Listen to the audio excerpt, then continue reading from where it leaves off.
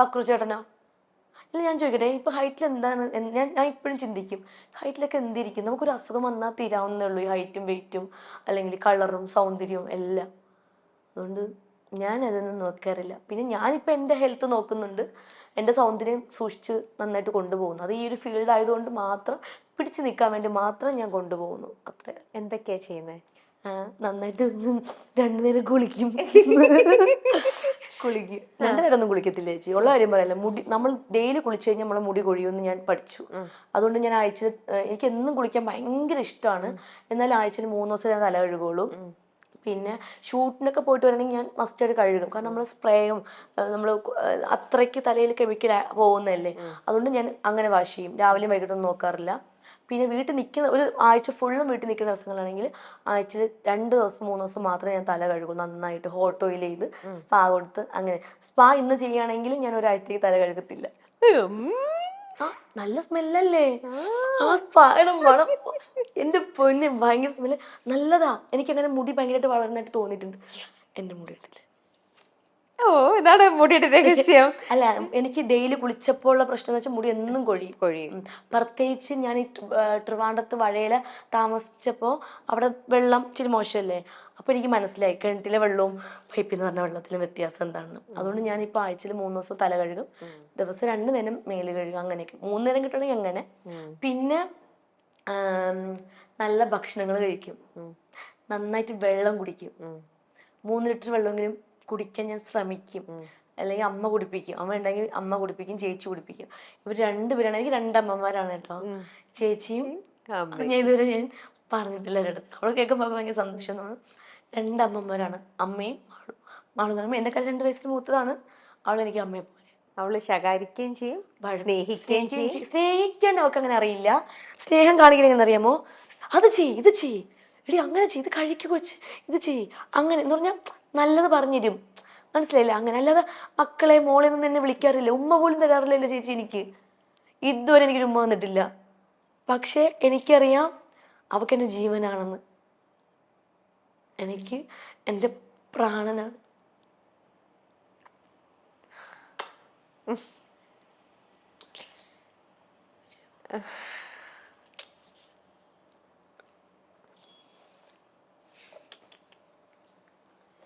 അടുത്ത ക്വസ്റ്റ്യൻ ചോദിക്കൂ. അല്ല, ശരിക്കും അമ്മ, ചേച്ചി, അച്ഛൻ, ചേച്ചിയുടെ ഹസ്ബൻഡ്, എനിക്ക് ഞാൻ പറഞ്ഞ ചേട്ടന്മാരില്ല എന്ന്. ചേട്ടൻ എനിക്ക് സ്വന്തം ചേട്ടനാ. ഇതുപോലൊരു ചേട്ടനെ ഒരിക്കലും ആർക്കും കിട്ടത്തില്ല. അത്ര നല്ല ചേട്ടനാണ് എൻ്റെ ചേച്ചിക്ക് കിട്ടിയിരിക്കുന്നത്. എന്നെ ഷൂട്ടിനും ഇനാഗുറേഷനും എല്ലായിടത്തും കൊണ്ടുപോകുന്ന ഒരു വ്യക്തിയാണ് ചേച്ചിയുടെ ഹസ്ബൻഡ്. പുള്ളിയുടെ ജോലി പോലും കളഞ്ഞിട്ടാണ് എന്നെ കൊണ്ടുപോകുന്നത്. പാവമാണ്, ഭയങ്കര പാവമാണ്, നല്ല മനുഷ്യന്. പിന്നെ ദേവൻ, ചേച്ചിയുടെ മോൻ. ഇവരാണ് എൻ്റെ ലോകം. ഇവർക്ക് വേണ്ടിയാണ് കുട്ടി. ഇല്ല, ഇതിപ്പോ ശരിയാവും, ഇപ്പൊ ശരിയാവും, ഇപ്പൊ ശരിയാവും, ഇപ്പൊ ശരിയാവും. ഞാൻ ഇങ്ങനെയാണ്. എന്തൊരു നല്ല കുട്ടിയത്, നല്ല മനസ്സാത്. അനുവിന് വേണ്ടിട്ട് ഞാൻ പറയാം. അനുവിന്റെ ചേച്ചി അനുവിനെ ഇനി കാണുമ്പോ ഇതുപോലെ കെട്ടിപ്പിടിച്ച, എവിടെ ഉമ്മ വേണ്ടേ? ഇവിടെ ഞാൻ എന്റെ ലിപ്സ്റ്റിക് വെച്ച് തരട്ടെ? ലിപ്സ്റ്റിക് ആവോ? ലിപ്സ്റ്റിക് ഇട്ടിട്ടുണ്ട് ഞാൻ. ഇതുപോലെ ചേച്ചി ഓടി വന്ന് കെട്ടിപ്പിടിച്ചൊരു ഉമ്മ കൊടുക്കും കേട്ടോ, തരും. അപ്പൊ എനിക്ക് താങ്ക്സ് തരണം. എനിക്ക് അപ്പൊ കാണുമ്പോ ഉമ്മ തരണം. വിളിച്ചു പറഞ്ഞാ പോരെ, എനിക്കപ്പൊ 2 ഉമ്മ തരണം. ചേച്ചി തന്ന ഉമ്മ എനിക്ക് പറഞ്ഞ, എനിക്ക് അത് വേണം കേട്ടോ. എന്ത് നല്ല സ്വീറ്റ് ആയിട്ടുള്ള കുട്ടിയാ. ഇതിനെ ആർക്കാ ഇഷ്ടമല്ലാതെ വരണേ? ഇതിനെ കൂടെ കൂട്ടിക്കൊണ്ട് പോവാൻ ആർക്കും തോന്നില്ലേ? എന്റെ കൂടെ വരുന്നോ? എന്റെ കൂടെ എന്റെ വീട്ടിൽ കൊണ്ടുപോവായിരുന്നു ഞാൻ. ഇതിനെ ഇപ്പൊ എങ്ങനെ ആര്യ ആയിക്കോട്ടെ, പിന്നെ മുമ്പ് പറഞ്ഞ ആതിര. അയ്യോ, എന്റെ ലിപ്സ്റ്റിക് ഉണ്ടോ? കുഴപ്പമില്ല, ബ്ലഷ് ആയിട്ട് അവിടെ കിടന്നോളൂ, ചെന്നിട്ട് കുളിക്കാനുള്ളതാ. അല്ല, എങ്ങനെ ഇതിനെ ഇഷ്ടപ്പെടാതിരിക്കുന്നതെന്ന് ഇപ്പൊ നിങ്ങക്ക് മനസ്സിലായില്ലേ? സ്റ്റാർ മാജിക്കിലൊക്കെ ചെയ്യുന്നതും ഇങ്ങനെ ഈ ഓടിച്ചാടി ബഴ പഠിച്ച് പിടിപിടി നടക്കണതൊക്കെ ജെന്യുവൻ ആയിട്ടുള്ള അനുവാണ് അല്ലേ? ഇങ്ങോട്ടാ. എന്തൊരു സ്വീറ്റാ. അനു ശരിക്കും അനുവിനെ കാണുമ്പോ അനു ഇതൊന്നും ഫേക്ക് അല്ല, അനുവിന്റെ ഒറിജിനൽ ആണ് അനു ചെയ്യുന്നതും. അങ്ങനെ പറയല്ലേ, എന്താ കരച്ചിൽ വരും.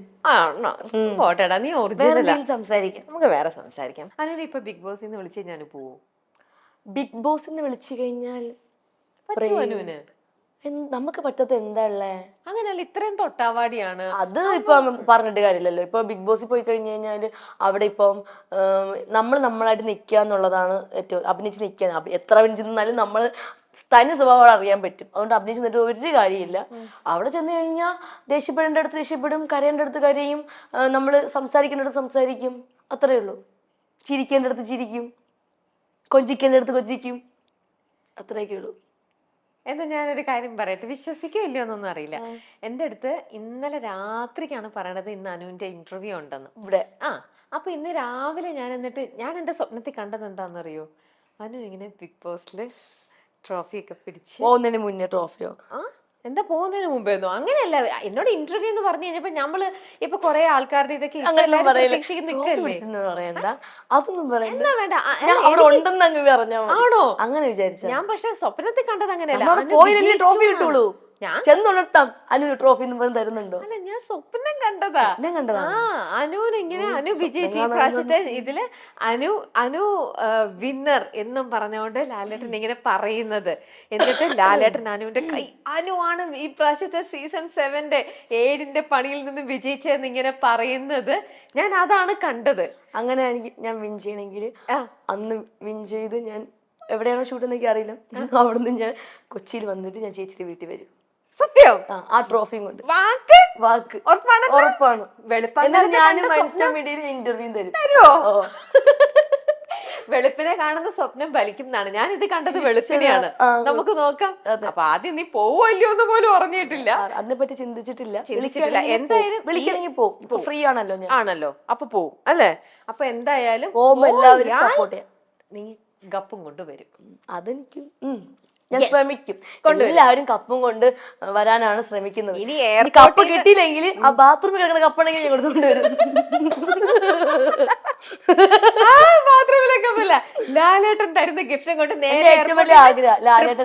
എനിക്ക് ഏറ്റവും വലിയ എന്താ ആഗ്രഹം? എന്റെ ഏറ്റവും വലിയ ആഗ്രഹം ലാലേട്ടന്റെ അടുത്ത് നിന്നിട്ട് ഈ കയ്യില് ഞാൻ ഈ കയ്യിൽ ആരെങ്കിലും ആവട്ടെ നിന്നിട്ട് പെട്ടെന്ന് ലാലേട്ട ഈ കൈ ആയിരിക്കും പൊക്കണത്. അപ്പൊ ഞാൻ ചെറുതല്ലേ, ഈ കൈ പൊക്കുമ്പോ എനിക്ക് പേടി, പെട്ടെന്ന് ഈ കൈ പൊക്കാതെ എന്റെ തന്നെ പൊക്കണേന്ന് എന്റെ ഏറ്റവും വലിയ ആഗ്രഹം. അപ്പൊ അനുവിന് ഇപ്പത്തെ ഈ ഒരു സോഷ്യൽ മീഡിയ ഇതില് ഈ കയ്യിൽ അനുവിന്റെ കൈ ലിഫ്റ്റ് ആണ്, ഇപ്പഴത്തെ കയ്യിൽ ആരാവണം? അനുവിന്റെ ഒരു ടൈറ്റ് ആയിട്ട് ഒരു കോമ്പറ്റീറ്റർ ആയിട്ട് ആരായിരിക്കണം? അവിടെ സ്റ്റാർ മജി കയറി വരും. അവിടെ ബിഗ് ബോസ് നന്നായിട്ട് പെർഫോമൻസ് ചെയ്യുന്ന കണ്ടന്റ് കൊടുക്കുന്ന ആള് എന്നെ ആയിരിക്കണം ഇവിടെ. എന്നാലും ആരൊക്കെ ഇപ്പത്തെ ഈ സോഷ്യൽ മീഡിയയിൽ തരംഗമായിട്ട് രേണു സുധി ഭയങ്കര തരംഗമായിട്ട് നിക്കല് ഇപ്പത്തെ സോഷ്യൽ മീഡിയയില്. രേണു ആണോ? ഒന്നും പറയാൻ പറ്റത്തില്ല. അത് നമ്മളിപ്പോ കാണുന്ന ആൾക്കാരെ ആയിരിക്കില്ല അവിടെ ചെല്ലുമ്പോ. ഇപ്പൊ ഞാനാണെങ്കിൽ പോലും ഇപ്പൊ കാണുന്ന ആയിരിക്കത്തില്ല അവിടെ ചെല്ലുമ്പോ. ഞാനായിട്ട് നിക്കുള്ളൂ, പക്ഷെ നമ്മൾ അവിടെ ചെല്ലുമ്പോ നമ്മുടെ സ്വഭാവം മാറുന്നാണ് എല്ലാരും പറയുന്നത്. ആണോ? പിന്നെ അപ്പൊ ഒറ്റപ്പെട്ടു പോകുന്ന ഒരു നിമിഷം വരുന്ന പറയണേ. നമുക്ക് നോക്കാം. എന്തായാലും ഞാൻ വെളുപ്പങ്കാലെ കണ്ട സ്വപ്നം അത് ഫലിക്കും. അതില് തന്നെ ഞാൻ എയർപോർട്ടിൽ നിന്ന് ഞാൻ നോക്കി നിൽക്കും. ഞാനന്ന് ഷൂട്ടിങ് ചെയ്യില്ല. ഞങ്ങളോട് അറിയുമല്ലോ, എയർപോർട്ടിൽ നിന്ന് നേരെ വന്ന വഴി തൃപ്പൂണിത്തുറയ്ക്ക് വന്നില്ലെങ്കിൽ അത് ശരിയാണല്ലോ, എന്തായാലും വിളിക്കും. ഈ കൈ ലിഫ്റ്റ് ചെയ്യുന്നത് അത് അനുക്കുട്ടിയുടെ തന്നെയായിരിക്കും. ഈ രണ്ടാമതുള്ളത് ആരുടെയാന്നേ ഉള്ളൂ ഇനി അറിയാനുള്ളത്. അത് നമുക്ക് കാത്തിരിക്കാം. നന്നായിട്ട് ഹാർഡ് വർക്ക് ചെയ്യുന്ന ആരെങ്കിലും ആയിരിക്കും. നമുക്ക് നോക്കാം അതാരാണെന്ന്. എന്തായാലും എന്റെ അനുക്കുട്ടിക്ക് എല്ലാവിധ പ്രാർത്ഥനകളും സ്നേഹങ്ങളും എല്ലാ ആശംസകളും ഒരുപാട് കേട്ടോ. അത് തന്നെ. കൊടുക്കല്ലേട്ടാ. അയ്യോ, അപ്പൂസിന് ഇത് കൊടുക്കാനോ? അപ്പൂസ് അങ്ങ് നിന്ന് അപ്പൂസ ഇവിടെ വന്നിരിക്കുന്നു. അപ്പൂസിന് ഏരിയയിലേക്ക് പോലും കൊടുക്കണ്ട ഉമ്മയും കാര്യങ്ങളൊന്നും.